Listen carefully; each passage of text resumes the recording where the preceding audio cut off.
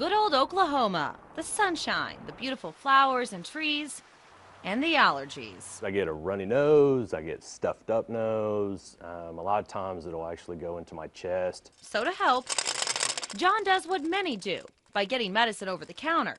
But the main ingredient that fights allergies, pseudoephedrine, is the main ingredient in meth. It's why you can only buy so many boxes of medicine with the drug a month.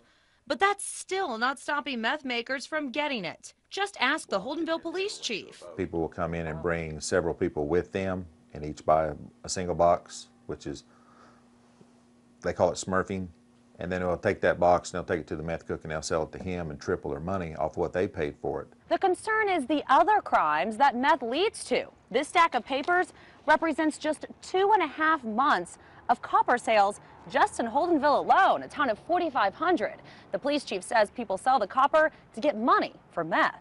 We're seeing an increase in copper thefts, scrap metal thefts.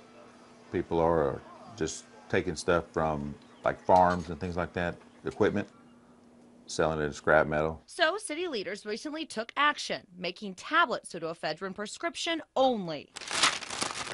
It's something this Holdenville pharmacist supports. I think meth is the scourge of the earth is what I think.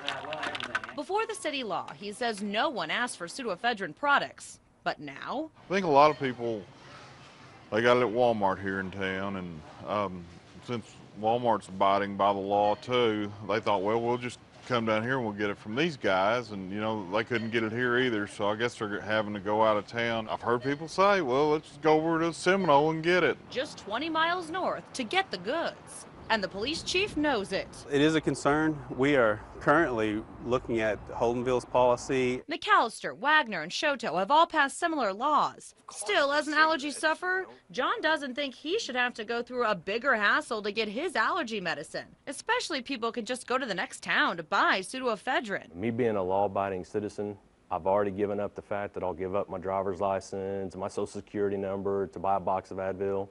I should not have to go to my doctor just to get a script. But John says he'd be okay with it if it becomes a state law. Only 2 states have taken it that far. Oregon and Mississippi both require prescriptions for pseudoephedrine.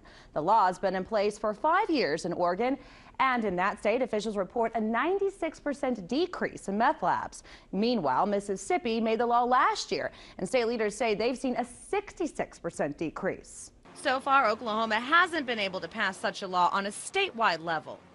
Wardlow feels his community is doing what it can. We're hoping that the surrounding towns will follow suit. One thing everyone does seem to agree on, the meth problem is an epidemic, and something has to be done.